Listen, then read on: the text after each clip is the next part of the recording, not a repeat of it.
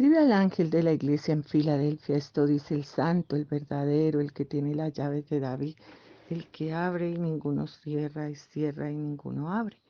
Padre Jehová, en el nombre dulce de Jesús, te pedimos que nos des el Espíritu Santo para entender esta palabra y ponerla por obra. Amén y amén. Dice que escribe al ángel de la iglesia en Filadelfia.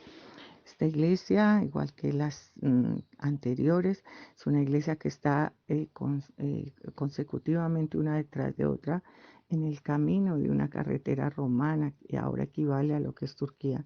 Empieza en Efeso, luego Esmirna, luego Pérgamo, Tiatira, Sardis y ahora va a Filadelfia. Cada una de estas iglesias tiene un trato especial por Dios.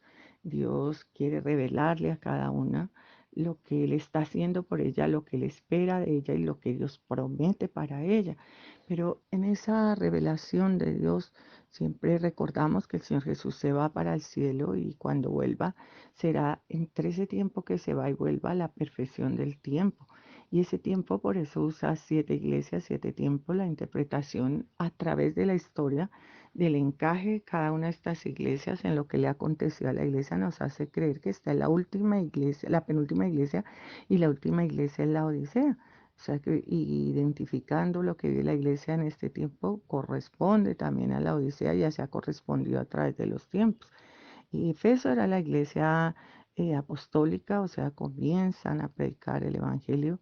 Luego va Esmirna, una iglesia sufrida, tribulada, terriblemente martirizada, o sea, hay muchos mártires, el lazo que marca esta iglesia en la historia es de martirio. Luego va Pérgamo, una iglesia sumamente idólatra, sumamente soberbia, como podría ser la Roma de ahora, que creen que son los que mandan, el Papa es infalible y están llenos de idolatría y apartados de Dios terrible. Entonces Pérgamo era una ciudad donde se rendía culto a Esculapio, el dios de la medicina, Zeus, se hace el primer templo a César, o sea, es una iglesia tremenda. Luego va a Tiatira y esta iglesia es una iglesia que siendo pequeña es comercial, o sea, ya se comercia de todo. Y es una iglesia que tiene el problema de que hay allí una profetisa que se dice Jezabel, igual que la del Antiguo Testamento. Entonces, lo que más comercia ya esta profetisa es una religión disoluta, ¿no? Llena de fornicación y de maldad. Y luego a Sardis, es una iglesia a la que Dios le dice que está muerta, que despierte porque no hay nada que hacer allí, están muriendo espiritualmente y están muriendo todas las cosas, entonces Dios la manda a que luche y que vuelva a Él, afirme las cosas que Dios le ha dicho. Cada una de estas iglesias nos podemos identificar nosotros con cada una. Un canto evangélico antiguo que dice, "Oh, hermano, ¿cuál de esas eres tú?".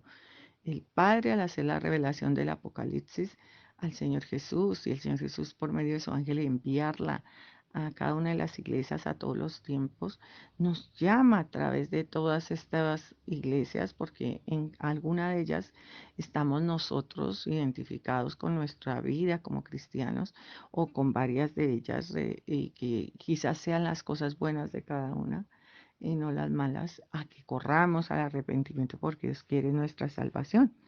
Y entonces va a la iglesia que estudiamos hoy, que es Filadelfia. Esta iglesia tiene el hecho de que a las otras iglesias Dios les muestra la visión que ha dado ahí del Hijo del Hombre en el capítulo 1 del 9 en adelante. Entonces, por lo menos en Sardis dice el que tiene las 7 estrellas, en Teatira dice el que tiene ojos como llama de fuego, pero acá ya no hace identificación a esa visión, sino que nos muestra la deidad del Señor Jesús, o sea, habla del santo, de una palabra que se usa el santo de Israel refiriéndose a Jehová en el Antiguo Testamento, al Padre, y que nos hace ver la deidad del Señor Jesús. Lo podemos ver en muchos versículos, pero yo quiero el de Isaías 54:5, que me encanta. Dice la palabra, porque tu marido es tu hacedor, Jehová de los ejércitos es su nombre, y tu Redentor, el Santo de Israel. Dios de toda la tierra será llamado. Jehová es el Santo de Israel. Y aquí en Apocalipsis el Señor Jesús es el Santo. Entonces el Señor Jesús y el Padre uno son, nos muestra la deidad de Jesús. El verdadero Jesús ha dicho, yo soy el camino, soy la verdad, soy la vida. Así que el Señor Jesús no puede hablar sino verdad. Lo que Él dice es verdad. Es el que tiene la llave, David, el que abre y ninguno cierra y cierra y ninguno abre. David llegó al corazón de Dios, encontró la llave del corazón de Dios y era la humildad y la obediencia a Dios que tiene el rey David. David es un hombre conforme al corazón de Dios. Ese tener la llave del Señor Jesús es que si hacemos lo que Él dice, la palabra es Jesús, encontramos la llave al corazón de Dios y a la eternidad y a todos. Una interpretación muy linda esta. Pero también Apocalipsis 1:18 nos ha dicho ahí que es el que vive, estuve muerto, mas he aquí, que vivo por los siglos de los siglos, amén, y tengo las llaves de la muerte y de la des. Jesús tiene la llave para todo, ¿no? El infierno y la muerte. En Él está la vida, en Él está que decidamos pasar la eternidad junto a Él o apartados de Él. Esta iglesia de Filadelfia es una iglesia fiel, una iglesia que tenía, como he dicho, una característica y era que allí había ocurrido un terremoto muy duro, estaba sobre una placa tectónica, entonces la gente siempre temía que hubieran terremotos. Guardar la palabra para esta iglesia era complicado porque pues, la iglesia era destruida y vuelta a ser el ángel que la protege, igual que a través de todos los tiempos, todos los que somos Filadelfia o los que son Filadelfia, que están como temerosos de cosas. Dios está ahí para proteger y Dios tiene las llaves del infierno y de la muerte. Y cuando Él abre, ninguno cierra, y cuando cierra, ninguno abre. O sea, podemos confiar plenamente en Él. Sin embargo, yo quiero que veas exactamente esa misma palabra en otra parte de la Biblia que está en Isaías 22:22. Y si pondré la llave de la casa de David sobre su hombro, y abrirá y nadie cerrará, y cerrará y nadie abrirá. Esta es una historia que hace referencia al tiempo de Isaías, y entonces el rey que está allí en el tiempo de Isaías es el rey Ezequías. Y este rey tiene una lucha allí tremenda contra Sennacherib. Yo creo que es otra parte que hemos estudiado muchas veces. Y Sennacherib viene y le dice que él ha destruido todos los que no se confíe, pero Ezequías decide orar a Jehová. Si la palabra cuando el rey Ezequías lo oyó, rasgó sus vestidos, se cubrió de cilicia, entró en la casa de Jehová y envió a Eliaquín su mayordomo, a Sebna, escriba, y a los ancianos de los sacerdotes cubiertos de cilicio al profeta Isaías, diciendo: este día es día de angustia, reprensión, de blasfemia, porque los hijos están a punto de nacer y la que da a luz no tiene fuerzas. Venía todo un ejército a destruir a Judá, y el rey Ezequías podía salir temeroso y decir ellos son poderosos, pero Dios le da la fuerza para resistirlo. No tiene fuerza ante lo lógico y lo mundano, no tenía fuerza Ezequías, pero Dios vence, ¿no? Ese día Dios hace que mueran como 180,000 de los que vienen a atacar de los de Asiria que vienen a atacar a, al rey Ezequías. Entonces es Dios el poder, el de lo que no tiene fuerza, Dios da fuerza, que es lo que le dice a la iglesia de Filadelfia, ¿no? Aunque tienes poca fuerza, no has negado mi nombre. Pero yo quiero que mires de nuevo ahí en Isaías, en el 22:22, esa historia, Semna era como el que estaba allí y tenía la posibilidad de hacer todas las cosas y llega a engrandecerse tanto que se hace hasta como un sepulcro al futuro para ser recordado y de todo, y eso no le agrada a Dios, ¿no? Entonces Dios quita a Semna y ponen a Eliaquim, y a Eliaquim es que Dios le da las llaves de Jerusalén, de entrar y salir, y lo viste de vestiduras, y porque llamaré a mi siervo Eliaquim, hijo del Hilcías, y lo vestiré de tus vestiduras, y lo ceñiré de tu talabarte, y entregaré en sus manos tu potestad, y será padre al morador de Jerusalén y la casa de Judá, y pondré la llave de la casa de David, él abrirá y cerrará, como decía en la palabra. O sea, hace referencia a que a Dios no le gusta la soberbia, y viene alguien que abrirá y cerrará, pero con un corazón mejor que el anterior, un corazón humilde, un corazón conforme al de Dios. Y es complicado mirar eso porque Dios era un escriba esta escena y se había engrandecido. Dios le quita esa grandeza y se la da a él aquí. Entonces es igual, el Señor Jesús hace referencia a eso, porque el Señor Jesús viene a mostrarnos la humildad, tiene las llaves de todo, Dios se las ha dado, pero la llave que penetra el corazón de Dios es la humildad, como el corazón del rey David y como el corazón de este Eliaquín, que viene a reemplazar un soberbio y un altivo que se había hecho como Dios a sí mismo. La palabra dice: yo conozco tus obras. Vuelve Dios a saber que conoce todo lo que hacemos y decimos. Dice: aquí he puesto delante de ti una puerta abierta, la cual nadie puede cerrar. La puerta al corazón de Dios, a la salvación. Esta iglesia de Filadelfia debió ser una iglesia humilde, pero nosotros igual, ¿no? La forma de llegar al corazón de Dios es la humildad. Dice: una puerta abierta, o sea, abres esa puerta con esa llave a través de la humildad y vas al cielo y no al infierno, porque el Señor, como dice, tiene las llaves del infierno y de la muerte y nadie la puede cerrar. Si Dios te lleva a Él, nadie te puede echar fuera, ni Él te echará fuera, y nadie va a Él si Él no lo trae. Entonces dice: abre la puerta porque aunque tienes poca fuerza, has guardado mi palabra y no has negado mi nombre. Dios se glorifica en la debilidad. Bienaventurados los pobres de espíritu, dice el Señor. O sea, Dios se glorifica en el humilde, en la debilidad, el que no tiene fuerza, sino su fuerza es Jehová, que no es con espada ni con ejército, sino con la fuerza del Espíritu de Dios, todo lo que haces, hermano. Y nadie puede cerrar. Y no niegas el nombre de Dios porque te llamas de su nombre, entonces vives en el Espíritu Santo, entonces eres del nombre de Dios, dejas el nombre de Dios en alto, esa es tu fuerza. Ya no vivo yo, es Cristo quien vive en mí. Si aquí yo entrego de la sinagoga de Satanás a los que se dicen ser judíos y no lo son. Muchos judíos se convertían a Cristo y entonces era un judío de verdad. Pero si eres un judío que no se convierte a Cristo, no eres sino de Satanás, y eran los que eran usados para la destrucción del cristianismo. En principio el apóstol Pablo era un perseguidor de la iglesia, pero luego es transformado, cambiado para ser un hombre que es una columna en la iglesia. Dice: aquí yo entrego de la sinagoga de Satanás a los que se dicen ser judíos y no lo son, sino que mienten. Y aquí haré que vengan y se postren a tus pies y reconozcan que yo te he amado. Eso hace el apóstol Pablo, ¿no? Se postra a los pies de Jesús, reconoce su amor, se convierte, o sea, habla de la conversión de muchos ahí. Nosotros vemos en Esmirna un parecido con Filadelfia, pero en contrariedades, ¿no?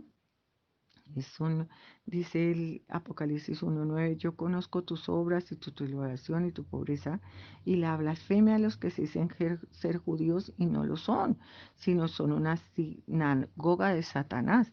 O sea, allí Dios no da victoria, pero aquí da victoria, porque el corazón de los de Filadelfia es un corazón conforme al de Dios, humilde, para que en él se manifieste a los demás hasta la santidad de Dios. Entonces es bien especial, y hasta la conversión de los judíos a Dios. ¿Qué me trae de enseñanza esta iglesia? Y es que nosotros debemos buscar a Dios, y si buscamos a Dios, Dios pondrá hasta los enemigos debajo de nuestros pies, pero la forma de buscar a Dios es con humildad y con verdad, ya no viviendo nosotros sino Él, reflejándole a la gente la santidad de Dios, y entonces Dios nos dará la victoria. Dice la palabra: por cuanto has guardado la palabra de mi paciencia.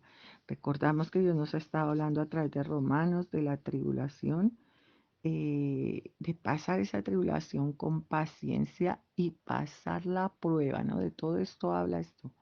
O sea, de ser paciente en la tribulación y darle la gloria a Dios. No vamos a blasfemar contra Dios porque las cosas se ponen difíciles y no vamos a dudar de que Dios está a cargo de todo porque estamos cogidos de su mano, leyendo su palabra, orando, ayunando, haciendo vigilia en un tiempo tan tremendo como el que estamos viviendo, que es el comienzo de los dolores quizás y que hay tanta muerte alrededor de nosotros, pegarnos del Señor, vivir que no nosotros sino Él, dejarlo vivir a Él, obedecer con humildad, bajar la cabeza delante del Señor y entonces seremos una Filadelfia a la que el Señor ponga a los enemigos debajo de nuestros pies.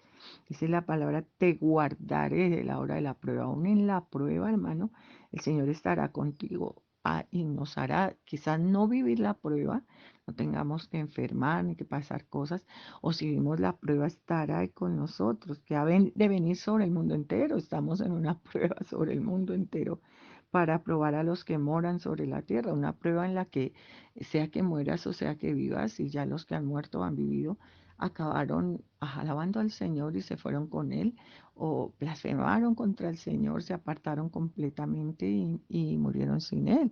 O sea que pasemos esta prueba en bendición junto al Señor, como humillándonos, ¿no? Quebrantándonos delante de Él. Y Él abrirá esa puerta de su corazón, nadie la podrá cerrar. Y esa puerta de su corazón se puede cerrar cuando hay soberbia y altivez y nadie la puede abrir. Entonces Dios nos conoce plenamente y sabe que nosotros no podemos hacer nada si somos soberbios y podemos hacer mucho si somos humildes, y Él peleará por nosotros hasta traer y humillar la gente a nuestros pies. Dice la palabra, he aquí yo vengo pronto. Por eso creemos en que todas las iglesias representan el tiempo presente que vivimos. Jesús nos está diciendo, vengo pronto. Vengo ahora, puedo venir ahora y recoger la iglesia. Retén lo que tienes para que ninguno tome tu corona. La promesa del Señor, danos una corona, la victoria ya en el cielo. Entonces reténla, porque Dios, viendo que la gente no ocupa los lugares que tiene preparados para ellos en el cielo, se buscará algunos que lo ocupen, ¿no? Por eso dice la Biblia, retén lo que tienes para que ninguno tome tu corona. El que venciere, yo le haré columna en el templo de mi Dios. Las columnas son las que sostienen allí, nunca se van a ir del templo, siempre en la presencia del Señor. Pero también aparece la palabra columna ahí en la Biblia, en, en Primera de Reyes, cuando se hacen dos columnas en el templo que había allí, en el Primera de Reyes 3 en adelante.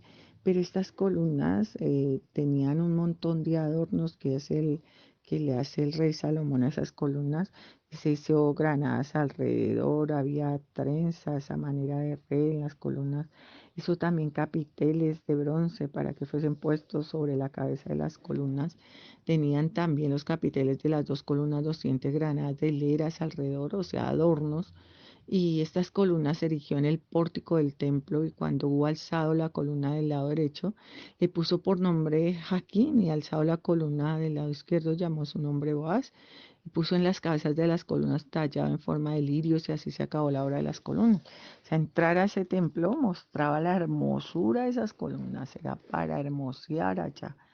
Dios también te pondrá para eso, ¿no? Para hermosear acá primero el lugar donde estás, dándole la gloria al Señor, y luego allá en el cielo te pondrá como una columna. Dice, al que venciere yo le haré columna en el templo de mi Dios y nunca más saldrá de allí. Y escribiré sobre él el nombre de mi Dios, es lo que nosotros tenemos, nos llamamos de su nombre.